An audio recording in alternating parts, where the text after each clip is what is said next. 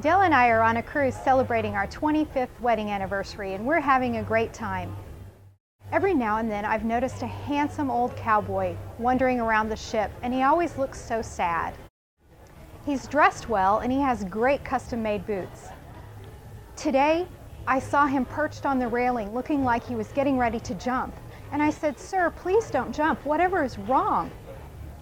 He said, "I'm a cowboy boot maker and I'm just so depressed.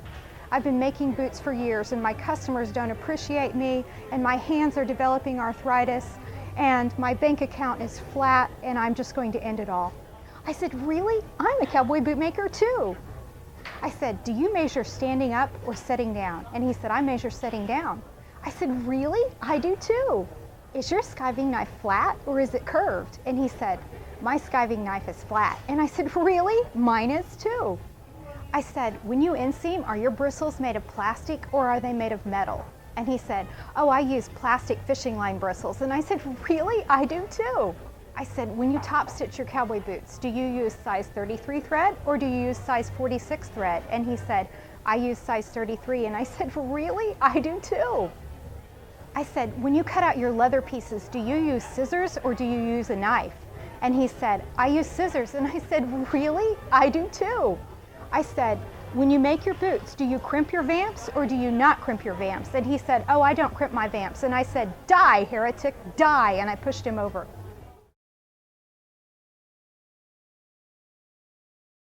A few of you may remember several weeks ago when I talked about a boot order I might be getting. And I believe I showed you some pictures. It's a boot with the United States seal on it. And today I am trying to create the pattern. Fortunately, I've already done what will be the front. I've done this for another customer, so I was able to just reduce this in size a little bit and not have to redraw the whole thing. I haven't done the back design yet, so I just finished drawing that today, and now I'm stitching both of these on the machine so that I can transfer the design to the leather and start cutting. These are really, really hard to stitch. I have honestly developed a twitch in my eye as I'm stitching these because it's so complicated, and I have no idea what's going to happen when I actually try to stitch these tiny little letters. I'll probably have twitches in both eyes.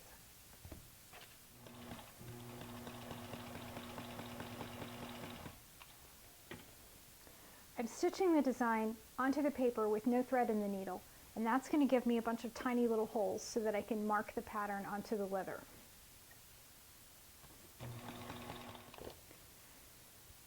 Stitching on poster board isn't really any fun because if your wheel sets on any place that you've already punched a hole, then it presses those holes shut.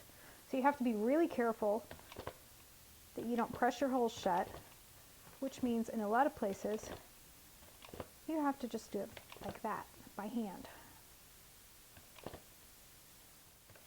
There's that twitch in my eyebrow again. This is the front of the United States seal. As you can see, it's very busy and very colorful and pretty.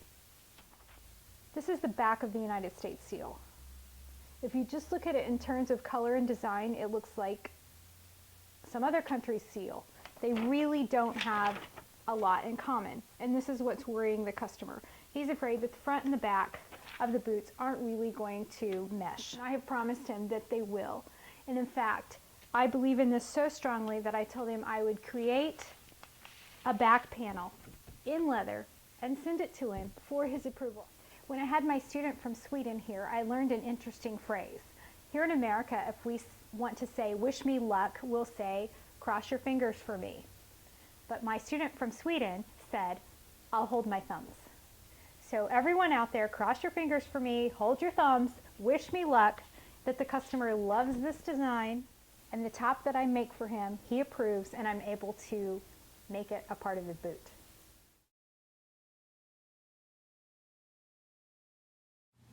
Okay, so I was very, very happy to receive these 2 boxes of highlighters from my mom because I love highlighters. It says there are 12 highlighters and 6 colors, so I'm assuming there's going to be 2 of each color.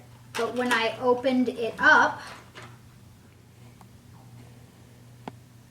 this, see that? Yeah, These are assorted colors, and the other box, same thing. This is not an even spread of colors. This is just whatever colors they so happen to have, which is mainly yellow. I can't make this like 2 boxes of each because there are only 2 oranges in this whole pile. Assorted colors is just like, oh, well, whatever we have, I guess we'll send you. How is that a business model?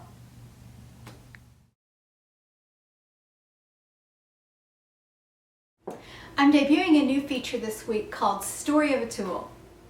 Most of my tools are vintage, and so often when I pick one up, I find myself thinking about who used to own this tool or where I got it, and today I want to share one of those stories with you. This tool is a decorative leather marking wheel, and I use it to create a design on the bottom of my sole. When I first opened my own shop, I had a leather marking wheel, but it was from a hobby store, and it wasn't very good quality, and I wanted a tool that was old and had some history to it. One year at the Boot and Saddle Makers Roundup in Wichita Falls, Texas, they had a swap meet in a park, and different people had little tents and tables all over the park, and you could go around looking at the tools that people had for sale. I was specifically looking for one of these tools that year. As I was walking through the park, this lady approached me, and she said, "I only have one tool for sale, and so I didn't bring a table, and this is the tool. Would you like to buy it?" And she held up this perfect leather marking wheel. All of the impressions are there. Once in a while you find these and there'll be a broken spot, but this one is in perfect condition.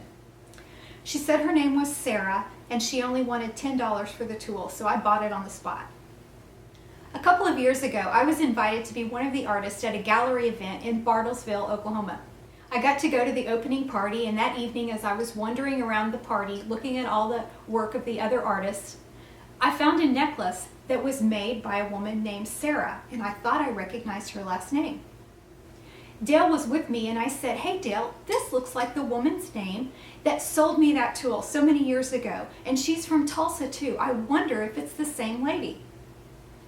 And the man that I hadn't even noticed standing next to me looked over and said, "Yes, that's the same lady, and that's my wife. Let me take you over and talk to her."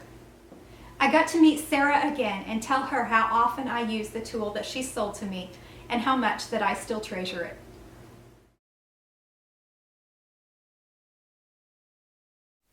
Showing you the boots that I'm working on with the United States seal reminded me of another pair of boots that I made a very long time ago. After I left J. Griffith, the first bootmaker that I worked for, I started a business sewing boot tops out of my home independently for bootmakers across the country. One of my clients was a small boot company in Texas, and they often sent me really complicated designs. One of them was an order for a pair of boots with the state seal of Texas on the boot front. With cowboy boot tops, you have the sides, and then in the middle you have a scallop coming down, and from the bottom you have the tongue coming up. And you end up with sort of an H shape, which makes it difficult to put a circle on it because you've got blank space down here and you've got to compress the circle small enough to fit between the scallop and the tongue. You can see how complicated this design is. So the state seal of Texas, we've got the words, "the state of Texas," and these tiny little leaves and symbols. And here's the kicker.